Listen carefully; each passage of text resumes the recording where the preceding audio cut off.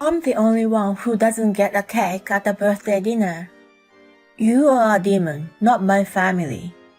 You're a malevolent entity that needs to be driven out of the house immediately. We should throw holy water at her and recite St. Michael's prayer. Let's drive the demon disguised as a daughter-in-law and bring peace into our home. What the? Wait a minute. You've got to be kidding me.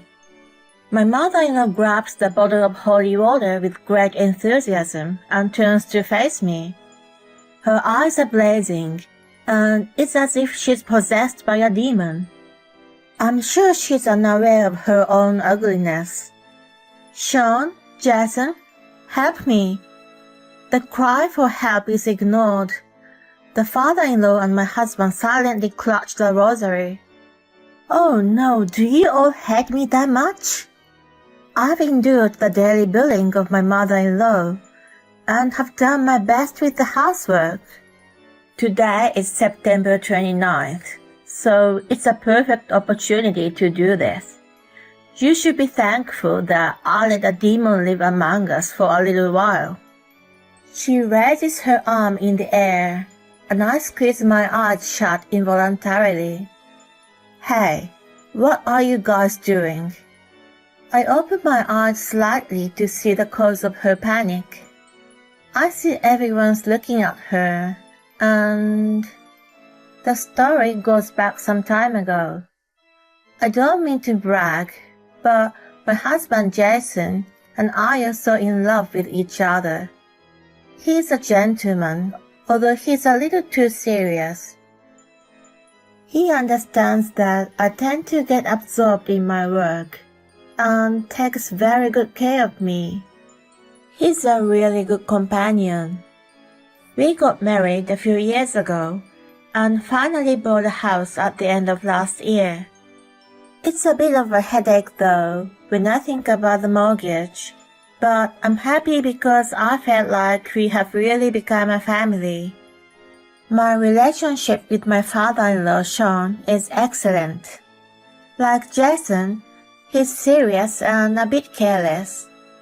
He's now retired, but when he was a business person, he was admired by many of his colleagues. His hobby is traveling, and he often sends us fresh produce from the countryside.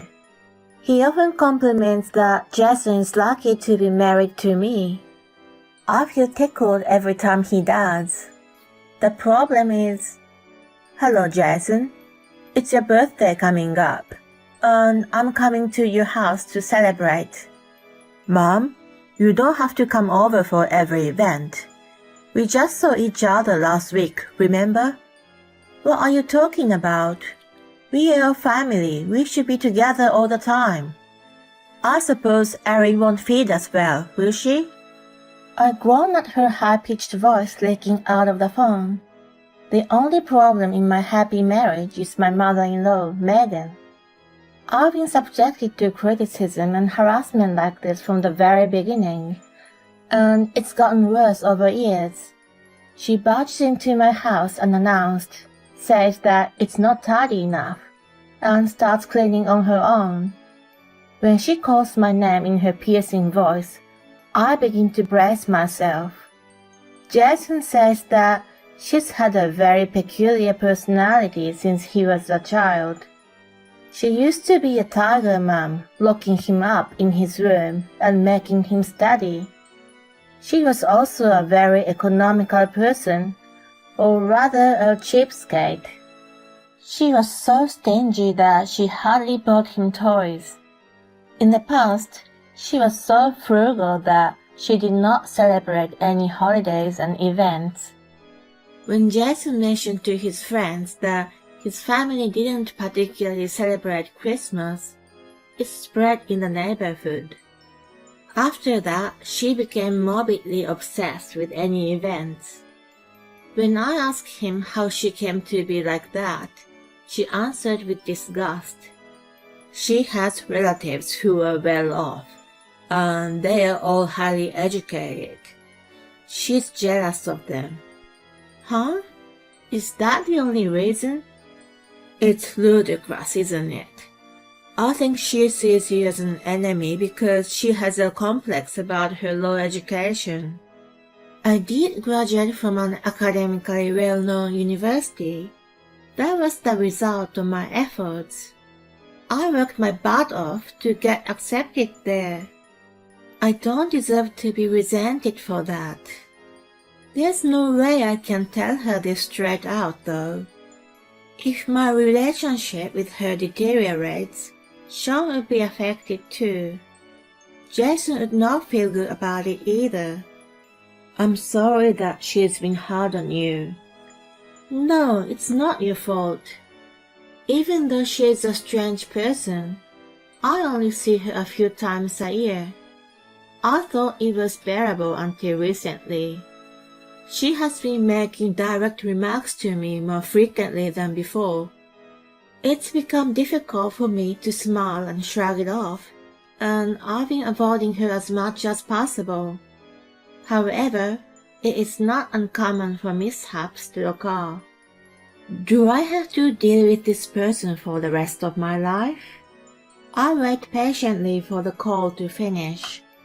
A week before the birthday dinner is planned, I decide to speak to Sean. I know that Megan would complain no matter what, but I want to at least be prepared. I don't even know what time they plan to come over. After a few rings, I hear his voice come through. Hello, Sean. This is Erin. Oh, Erin. His voice gives me an uneasy feeling. It sounds less energetic than usual. Normally, he excitedly tells me about his recent travels or about his hobby of collecting antiques. My hand holding the phone tightens as I wonder if something is wrong. What's wrong? You sound to be in low spirits. Well, he says that some of the antiques in his collection have gone missing. It's only recently that the numbers start decreasing. Some of them he has treasured for decades are gone. Thinking it might be a thief, he consulted Megan, but she brushed him off as his imagination and didn't take him seriously. He explained sorrowfully that his memory has deteriorated since his retirement, and he isn't confident to report to the police. I'm sorry, this has nothing to do with you. Don't be, thank you for confiding in me. No matter how much his memory is failing, I don't believe that he would misunderstand such an important thing. There must be something going on. I get a hunch, so I tell Jason about it as soon as he gets home. After listening to my full story, he gasps, remembering something. Come to think of it, my mom's been sending me pictures of designer brand bags these days. When I dropped her off at the doctor's office the other day, she was wearing 2 fancy-looking shoes for the occasion. She said her friend gave them to her, but... He stops changing from his suit and looks up at the ceiling thinking about something. A few days later, what he's been thinking becomes clear. It's so late. As I wrap up Jason's supper, I look at the clock and see that it's already 9 p.m. He's gone to his parents' house in the morning and has not returned yet. I've sent him texts, but he hasn't even read them. I'm worried that something's wrong, so I'm about to call him. Then I hear the front door open. I rush to the front and find an exhausted-looking Jason standing there. He says he hasn't had dinner, so I reheat the food and put it on the table for him. After taking a bite, he finally looks relaxed. I'm sorry, I hadn't been able to call you. That's fine, but what happened? It's probably Mom who stole Dad's antiques. No way, how can that be? I have proof. She was out with friends, so I snooped around today. He shows me the screen of his phone. What I see is a closet full of clothes. There are several pieces of clothing from well-known brands. He slides his finger across the screen to a picture of a bank statement. I see Sean's name as an account holder. Is this the only balance he has? Yep. Apparently, my mom spent the money. When I told my dad, he wasn't surprised. They've already experienced something similar before. Jason's toys, gifted by his dad and relatives, kept disappearing. It used to happen so often, but when he asked his mom, she kept denying it. Instead of helping him find them, she told him, "If you have time to play with your toys, you should study. Get into a good school and let your mother enjoy the luxury of life." She kept repeating these things to him. He listened to her at first. She told him to study, but she did not allow him to get a tutor or buy him reference books. Her attitude was so contradictory that he began to distrust her. By the time he was in high school, he had become indifferent to her comments. So I talked it over with Dad. He told me in a low voice about the plan he had.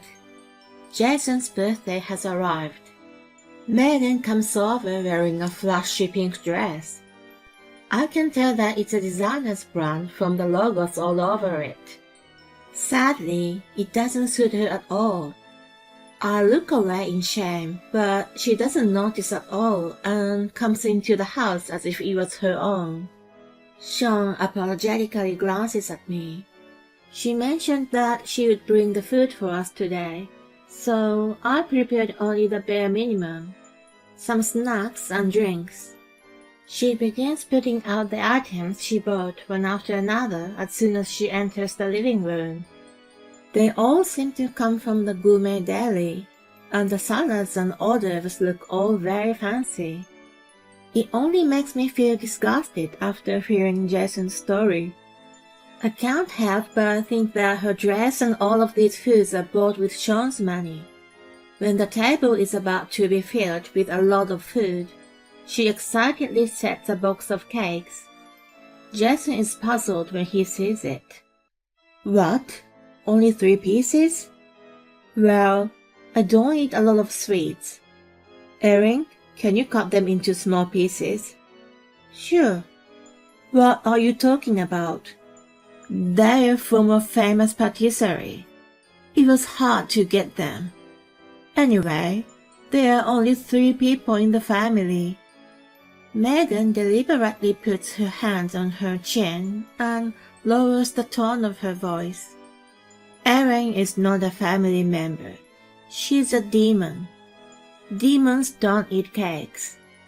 She puts a smirk on her face. I'm so taken aback that I can't say anything back. I've known that she's an outrageous person, but I never thought she would call me a demon. I glare at her, but she seems nonchalant. She waves her hand to me as if she's trying to get rid of an insect. Then she grabs something from her bag. It's a small bottle of clear liquid. I have an idea. Let's throw holy water at her. Let's drive the demon disguised as a daughter-in-law and bring peace back into this family. She opens the lid with great enthusiasm and turns to face me. Her eyes are blazing, and she looks like a demon herself. I'm sure she's unaware of her own ugliness. She looks at Sean and Jason and shouts for their agreement. Today is September 29th, the birthday of Saint Michael, the Archangel, so it's a perfect opportunity to do this. You should be thankful that I let a demon live among us for a little while. Hearing her shriek, I clench my fist tightly. If she goes this far, I can't remain silent. Just as I'm about to stand up, Jason restrains me with his hand. He gives a sign to Sean. and the two of them stand up at once. Megan looks up at them with her mouth agape. That's enough, Mom. We know what you've been doing. What do you mean? You stole Dad's antiques, didn't you? I've no idea what you're talking about. It's not just his stuff. You have taken my video games and birthday money before and used it to buy some meaningless brand name crap. What do you mean by meaningless? You're the one who was spending it on crap, and I'm the one who's... She shuts her mouth abruptly when she realizes that she said the wrong thing. From there, Jason's verbal attacks commence. He had been in dire straits as a child, with no free time and no allowance. She is always concerned about how she looked in the eyes of the world, and he hates being complained about all the time. He's also been annoyed by her coming over for every event. When he's finished, Sean takes over and continues. No matter how much money I made, you always complain that I was wasting it, or that we would be poor. His voice is so low that it's unimaginable from his usual self. He sounded like a priest trying to control the demon. She hangs her head down in silence and doesn't try to protest. He continues in a stern voice. You never fed us well, yet you've spent all my money. What more do you want to take from me? He snatches the bottle from her hand and throws the liquid at her with all his might. Stop it! You're the one who told us to get rid of the demon. That's right, we drive you from us. Come on, get out, unclean spirit, infernal invader. She stands up, her face bright red after being splashed by the water. She wobbles to the door and walks out of the house. Half a year later, this looks delicious. Did you make it? Yes, I hope you like it. Bon appetit. We are sitting around the dinner table. After the drama, Sean immediately confronted Erin with the divorce. It's still in process, but so far so good. He's freed from her calamities and is now leading a healthy lifestyle as if nothing ever happened. Although he couldn't get all of his antiques back, he started collecting them again. As for Jason and me, we are expecting a new family member. We'll be a much livelier family next year. We are very happy, even though we still have to pay the mortgage, and the financial headaches will never stop. While the three of us are enjoying our meal together, Sean suddenly puts down his cutleries. He looks at me with a serious face, and I straighten my posture. Erin, Jason, I'm sorry to bring shame on our family, but I must tell you something. What is it? It seems that Megan has been stealing from our relatives. I'm astounded, but keep quiet and wait for him to continue. After the divorce, Megan became penniless and asked her relatives for help. However, she's had a history of stealing their belongings, and they've already distrusted her. She has been working part-time jobs, but hasn't been able to hold them for a long time. Her pride must get in the way, which causes problems with her co-workers. Sean says that much and hangs his head down. If she ever comes here, you can send her away immediately. I'm sorry for scaring you when you're expecting. Please, Sean. Thanks to you, we got rid of her. Indeed, we've driven out the bad spirit with holy water, so it's all right. Jason's half-joke, half-truth seems to relax him, and he looks up with a smile. Jason took a glass of beer and pointed it at my stomach. A toast to my dad's new chapter and our baby. Cheers. Thank you, Jason and Erin. No brand-name clothes and no delicacies from Gourmet Deli. Still, our table is filled with a lot of blessings.